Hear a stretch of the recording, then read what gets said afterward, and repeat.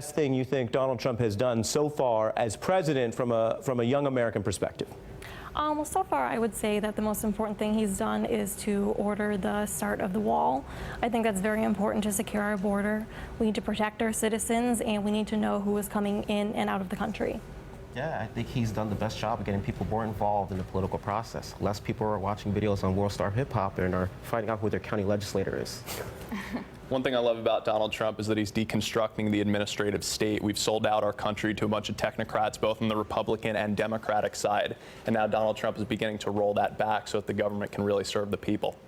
Yeah, you know, this was an election about jobs. Over 30% of young Americans still live with their parents. So I'm looking forward to him, injecting some life back into our economy, lowering the tax rate, and getting our young people back to work, getting good jobs. Let me put up something that a lot of people don't realize in terms of Donald Trump's success with young people. I mentioned this earlier, but it's really striking. The excitement on candidates for young American voters, right? Donald Trump supporters here, 32% basically told pollsters they were very excited. Only 18% of Clinton's young supporters there, under 30 millennials, excited. Does that surprise any of you, or what do you make of that?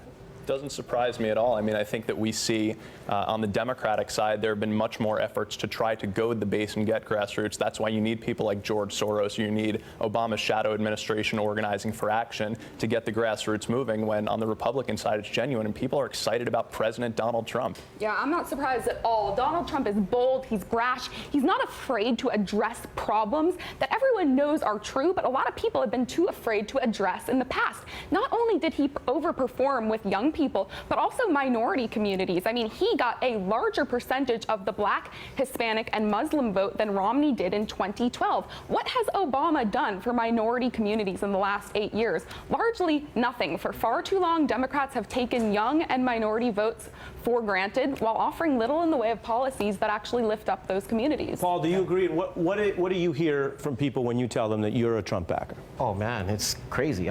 Honestly, my father forbid me for saying the insults I received on social media, but literally, I think this is a great opportunity for people to just really get involved. I'm not really a big fan of listening to the static. I'm a big advocate of Winston Churchill when he said you won't get to your destination if you stop and throw rocks at the dogs that bark at you. I want to play for you, you mentioned jobs, Kristen. I want to play for you a Trump supporter here. This was recently this week talking about plants closing. We've heard a lot about jobs.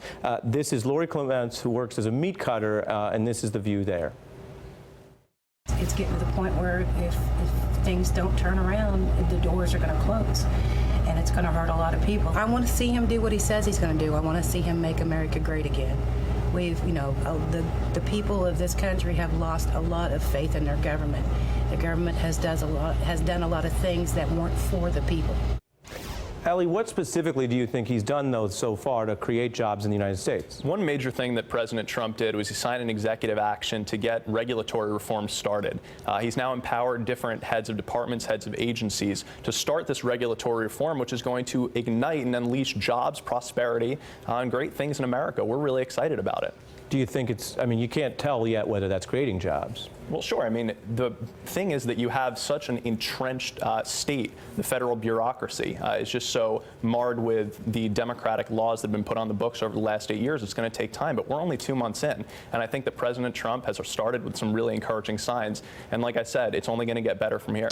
On the dialogue, and next we're going to bring everyone out and have a whole joint discussion. But when you heard some of those questions there at the end of the segment with resistance, starting with you, Nicole, do you have any response to anything that you heard? Did you think any of that was a fair question or fair criticism of President Trump? I wouldn't say that I necessarily think it's fair. I think that, we are all very diverse people here. There's been a lot of negative talk about Trump supporters, and I think it's all very false. We're very open-minded, and, we support everyone, and I think we all just want what's best for the country.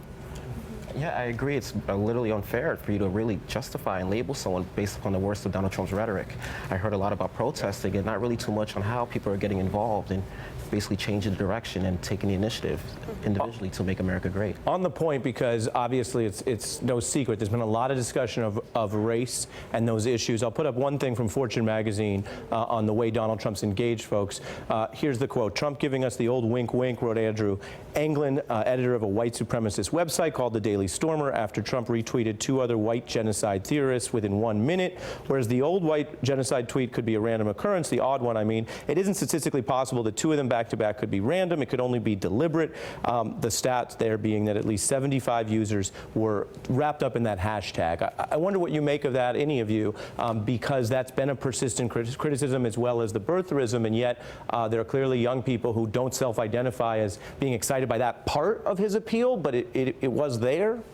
One thing I don't think the president's gotten enough credit for is an executive action that he signed, Ari, to move the initiative on historically black colleges and universities from the Department of Education into the White House and assigned White House staff to work on it. This is something President Obama never did, and he took a lot of heat for this from outside groups because it was stuck in the Education Department. Now this is a real priority of the administration, so I think that we need to give the president a little bit more credit for some of the things that he's been doing. Yeah, you know, I think I heard from the liberal panel a lot of talk about rhetoric, right? Yeah, I don't like some of the stuff that Trump has said, but liberals have this obsession with diverting attention away from actual policies that matter and onto fluff and rhetoric. I'm sick of talking about rhetoric. Let's talk about policies here. Do you think the words are PC? I mean, one of the people Trump who is was sitting... politically incorrect. That's why everyone loves So him. someone sitting in the chair you are, and we're going to bring you all together, but we wanted to hear everyone first, felt that the Access Hollywood tape, which exposed that language... Okay, I didn't like the Access Hollywood tape. Trust me, I did not like that. But I care a lot more about the job market, the economy, getting a good healthcare system in place than I do about a 2005 tape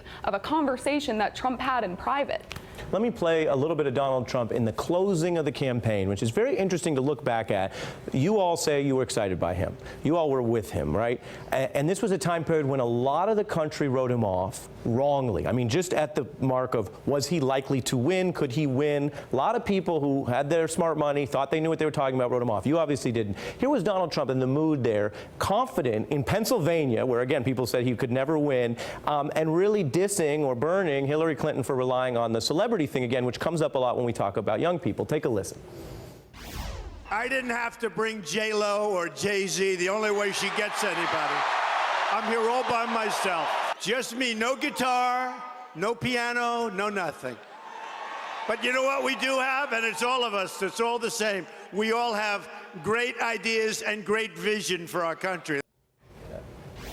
Well, I think that Hillary Clinton really steered away from getting involved and actually talk about policies, bringing people in to present ideas. She was bringing people in like LeBron James, J-Lo, a lot of these celebrities. What did that say to you? I think it's offensive. I think it's pandering. It's like her going to Power 105.1 and bringing a bottle of hot sauce on the airwaves. Yeah. So you felt that it wasn't her connecting with the community, but more assuming that would validate her or something? No, I feel like she was trying to assume an identity and trying to be young and hip. It's like my 40-year-old, 50-year-old aunt coming in and saying, "Hey, Paul, what's popping? What's cool?" It's like, it didn't look natural by her doing that.